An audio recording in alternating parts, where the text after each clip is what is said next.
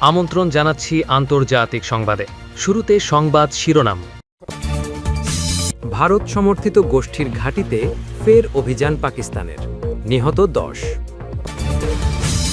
ট্রাম্পের নির্দেশে নাইজেরিয়ায় বিমান হামলা যুক্তরাষ্ট্রের।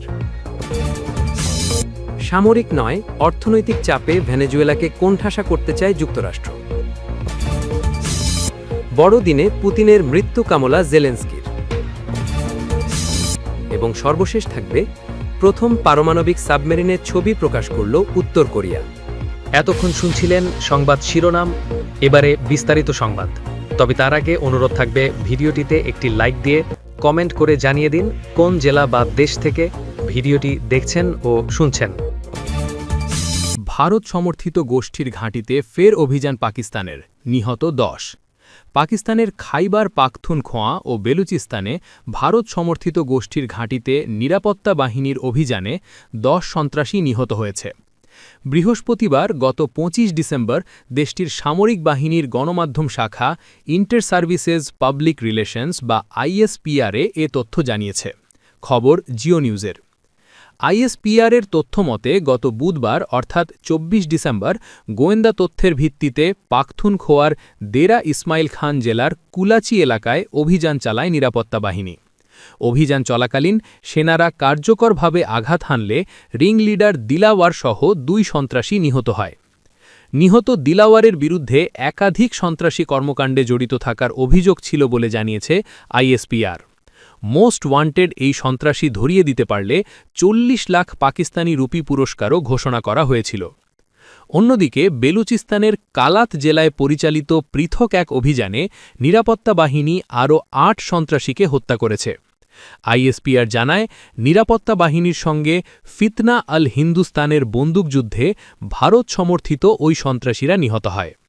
সংস্থাটি জানায়, নিহতরা বহু সন্ত্রাসী কর্মকাণ্ডে সক্রিয়ভাবে জড়িত ছিল এবং তাদের কাছ থেকে অস্ত্র, গোলাবারুদ ও বিস্ফোরক উদ্ধার করা হয়েছে।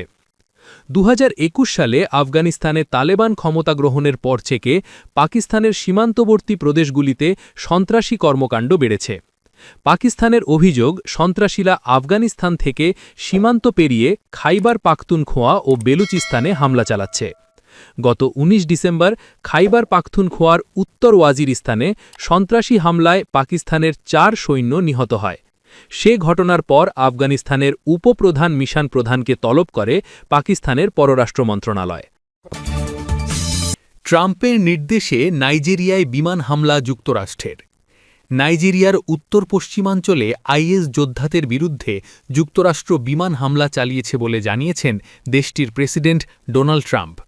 বৃহস্পতিবার 25 ডিসেম্বর রাতে নিজের সামাজিক যোগাযোগ মাধ্যম ট্রুথ সোশ্যালে দেওয়া একটি পোস্টে তিনি বিষয়টি নিশ্চিত করেন।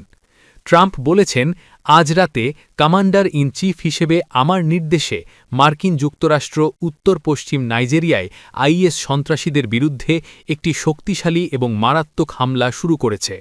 তিনি বলেন, আইএস যোদ্ধারা নিরীহ খ্রিস্টানদের লক্ষ্যবস্তু এবং নৃশংসভাবে হত্যা করেছে, যা বহু বছর ধরে এমনকি শতাব্দী ধরেও দেখা যায়নি। তিনি আরও বলেন, আমি আগেও এই সন্ত্রাসীদের সতর্ক করে দিয়েছিলাম যে যদি তারা খ্রিস্টানদের হত্যা বন্ধ না করে তাহলে তাদের কঠিন মূল্য দিতে হবে এবং আজ রাতেই তা দিতে হবে। আফ্রিকায় অভিযানের দায়িত্বে থাকা মার্কিন সামরিক বাহিনীর আফ্রিকা কমান্ড এক্সে দেওয়া এক পোস্টে বলেছে, নাইজেরিয়ার কর্তৃপক্ষের অনুরোধে বিমান হামলা চালানো হয়েছে এবং এতে একাধিক আইএস সন্ত্রাসী নিহত হয়েছে। মার্কিন প্রতিরক্ষামন্ত্রী পিট হেগসেথ সামাজিক যোগাযোগ মাধ্যমে লিখেছেন, নাইজেরিয়া সরকারের সমর্থন এবং সহযোগিতার জন্য কৃতজ্ঞ।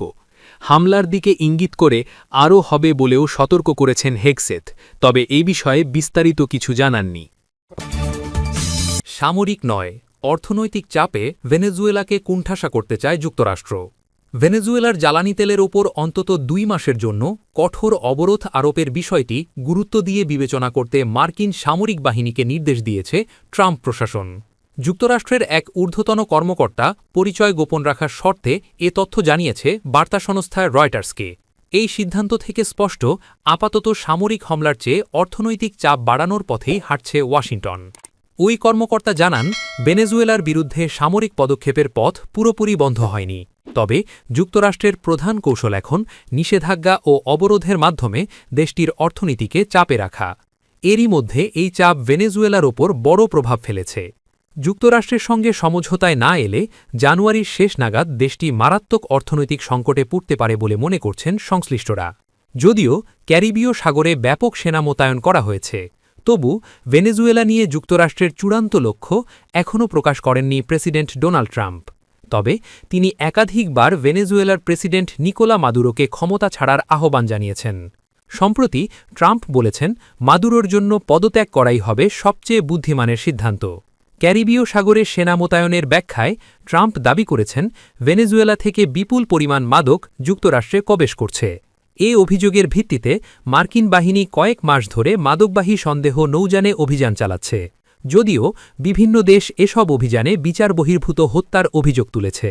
ভেনেজুয়েলার ভেতরে মাদক সংশ্লিষ্ট স্থাপনায় হামলার হুমকিও দিয়েছেন ট্রাম্প। এদিকে ভেনেজুয়েলার তেলবাহী 2টি ট্যাঙ্কার ইতোমধ্যে মার্কিন কোস্টগার্ড জব্দ করেছে।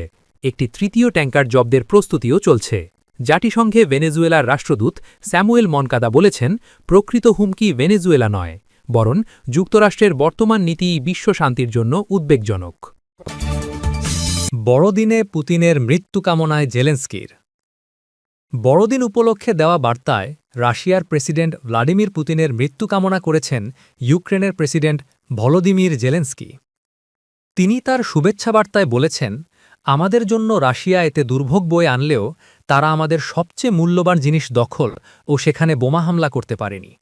তা হল ইউক্রেনীয়দের মন, একে অপরের প্রতি বিশ্বাস এবং ঐক্য।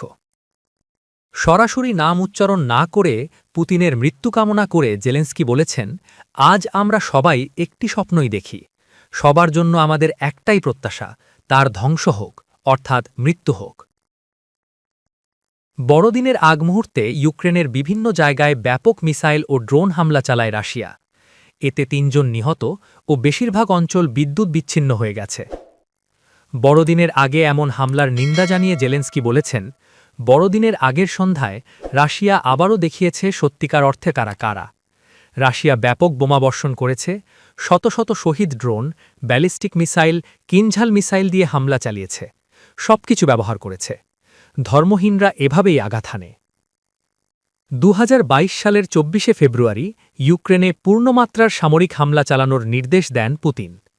এরপর প্রায় 3 বছর ধরে ইউক্রেনে যুদ্ধ করছে তার সেনারা। এই সময় ইউক্রেনের 20% অঞ্চল দখল করেছে রাশিয়া। তথ্যসূত্র এনডিটিভি। প্রথম পারমাণবিক সাবমেরিনের ছবি প্রকাশ করল উত্তর কোরিয়া। প্রথম পারমাণবিক সাবমেরিন বলে দাবি করে একটি বিশাল সাবমেরিনের নতুন ছবি প্রকাশ করেছে উত্তর কোরিয়া। বৃহস্পতিবার 25শে ডিসেম্বর দেশটির রাষ্ট্রীয় গণমাধ্যমে প্রকাশিত এসব ছবিতে দেখা যায়, যুক্তরাষ্ট্র নৌবাহিনীর কিছু অ্যাটাক সাবমেরিনের সমান আকারের এই জাহাজটি পরিদর্শন করছেন দেশটির প্রেসিডেন্ট কিম জং উন।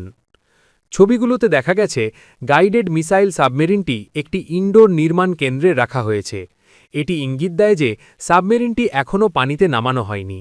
পারমাণবিক চালিত সাবমেরিন নির্মাণ দীর্ঘদিন ধরেই কিম জং উনের একটি লক্ষ্য ছিল, যা তিনি প্রথম 2021 সালে ক্ষমতাসীন দলের কংগ্রেসে প্রকাশ্যে তুলে ধরেন।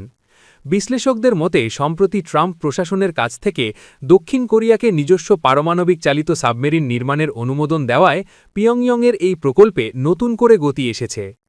পারমাণবিক চালিত সাবমেরিনের বেশ কিছু কৌশলগত সুবিধা রয়েছে।